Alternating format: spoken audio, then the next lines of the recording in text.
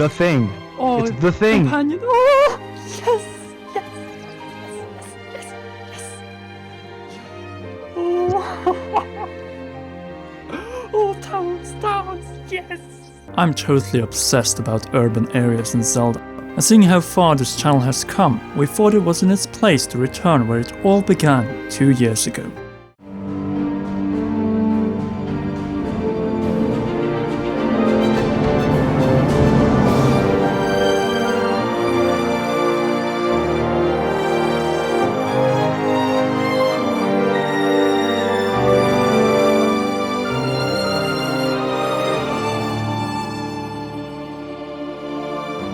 Nearly 6 months after the first tease of settlements and life outside of the Great Plateau, we finally got what we asked for and a taste of the life in the ruins. As in Ocarina of Time, Castletown appears to once again have gotten the shorter end of the stick following the invasion of evil forces, leaving nothing but a corrupted wasteland and ruins in its stead. Is there any hope left for a proud Castletown? Sure, but that would require time travel to the past, but more on that possibility later. Since despite the great devastation caused by Calamity Ganon, according to the most recent trailer, life continues to go on in Hyrule's remaining towns and villages, though on a slightly limited scale compared to some of its predecessors. The Kingdom of Hyrule is gone, and what remains are individual settlements with both armed and unarmed NPCs. Take that in for a second. Armed NPCs in a Zelda game guarding and actually doing their part in keeping what remains of the Hylian civilization safe from the many guardians, bokoblins, moblins and Lizalfos roaming outside. A typical traveller or adventurer NPC in Breath of the Wild's Hyrule appears to inherit an advanced artificial intelligence. They're capable of fighting and might be equipped with spears, swords, shields, backpacks and horses. As we all know, post-apocalyptic Hyrule is a dangerous place, and without this crucial weaponry, surveying outside of the settlements is most likely impossible. In other words, for the first time, Link will not be the only armed Hylian capable of fending off monsters. And this naturally raises an important question. Could these brave souls be the remnants of the fallen army of the Kingdom of Hyrule? And more importantly, could these sophisticated NPCs be there for just themselves, or will they help Link in his quest to make Hyrule great again? I apologize for that one. I think you all can pretty much guess where this is going, but is there a possibility that these NPCs could be recruited as companions when meeting them out in the wild? One hint to this that was alluded to in the most recent trailer, as two travelers or soldiers armed with identical coats, swords, and shields slicing their way through the more powerful kind of dark blue bokoblins. Some have suggested that this could mean the inclusion of multiplayer in Breath of the Wild. We dismiss this notion, but will at the same time mark that these two individuals appear to be experienced and determined fighters that could be a part of an unknown military faction or militia in Hyrule. If so, maybe you can recruit their members as companions during demanding sections, or perhaps even join their ranks and receive tasks from them as an additional side quest. I got word of a settlement that needs our help. Oh no. Oh no! But based on the harsh nature and ruthless minions found outside strongholds, it appears that encountering Hylians will be a rather rare experience. In other words, let us get inside the walls to find out more. There's little we currently know about the villager NPCs, apart from the fact that they're present, and they'll do their daily errands such as harvesting crops in the gardens attached to the wooden houses, or wandering around aimlessly. However, we've no idea on whether these NPCs will serve any greater purpose from spouting out generic one-liners or if they'll actually respond to your presence. With the implementation of sophisticated AI for both dynamic enemy and traveller NPCs in the game, we hope that these villagers will offer more of an interaction, both outside and inside these houses, than in past games. It's time to stand up and face the pot-crushing tyrant. Even then, there will still be cuckoos to play with, so let's hope that the remaining NPCs for once will act when the avalanche hits right in your face.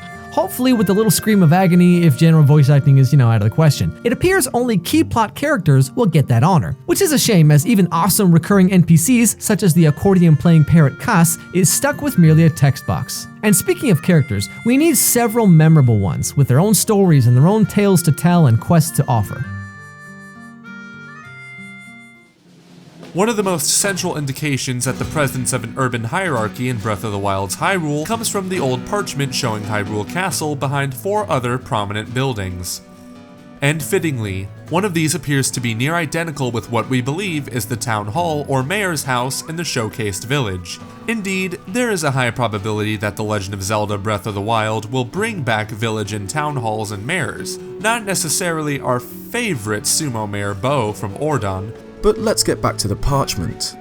Since there's a possibility that what we see is a symbolic depiction of the division of power in Hyrule in the moment when Calamity Ganon stormed in and ruined everything, if we follow this pattern, then Hyrule Castle and town make up the central or capital power, while the 4 wooden town halls represent the regional and rural power. Seeing that the ruins of Hyrule Castle town are located close to the centre of the land, it's logical to assume that these 4 will most likely be scattered across Hyrule. Let's say in the mountains of the northwest, in the desert or forest of southwest, the vicinity of Death Mountain in the northeast, and the coast in the southeast. In total, 4 major settlements if we take the parchment as a reference. One of them is the village we saw in the trailer, one of them could be Kakariko, and in terms of the others, who knows. And will the bazaar/marketplaces be found on the road or within the settlements? As you can see, there are still many questions left to be answered. With that being said, let's hope that at least one of the remaining major settlements is a proper town that can demonstrate that Mr. Aonuma and the gang can create as good or better cities than, let's say, Skyrim or The Witcher 3, both in terms of size, content, NPC fetch quest found within. Seeing that The Witcher 3 nearly had 20 villages and towns, including one massive one, we do hope there is more than just the hinted 4. Perhaps a better example in this case would be the follow the pattern found in Fallout of widespread settlements and towns. And speaking of Fallout and Witcher, perhaps one of the tasks in Breath of the Wild will involve freeing abandoned and occupied settlements. But no matter how much we switch and turn, there's no way from the tragic sight that is the wasteland of Castletown and the occupied by Calamity Ganon, Hyrule Castle. Like, honestly, isn't there a way to reverse this corrupted ruin to its former glorious state? As it is, no, but if Breath of the Wild follows the series staple of time travel, then everything is possible. Since, why is the Sheikah Slate missing in this bird scene? Yes, I will call it that from now on. And why is the Master Sword in mint condition, where the logo shows that it's rusted, decayed, and slumbers deep in the Lost Woods? Is there something Nintendo isn't telling us about what will happen when you pull out the totally broken Master Sword?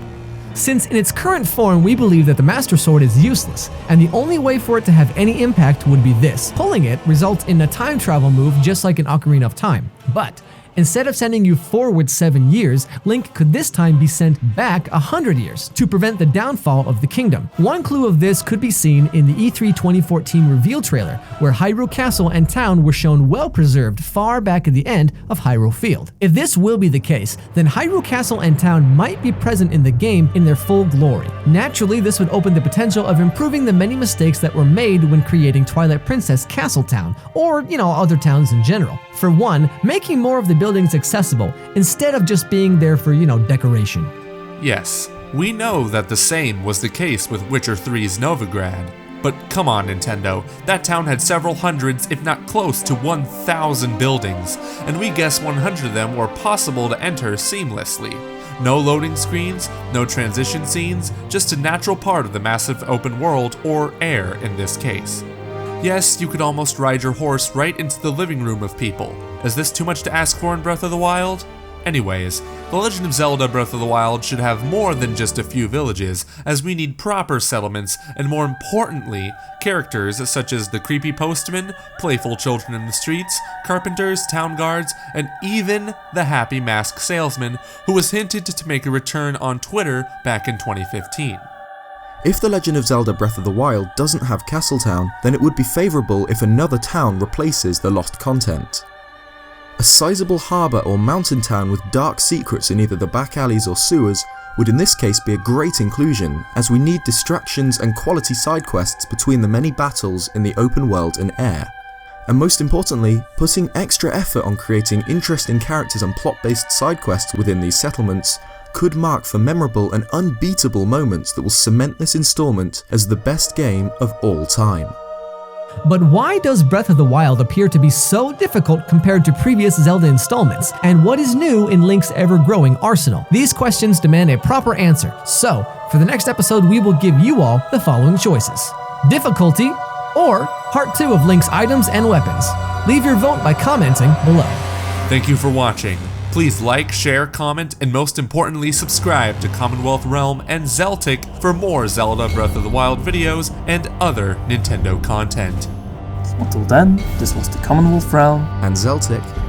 And we will see you girls and guys next time.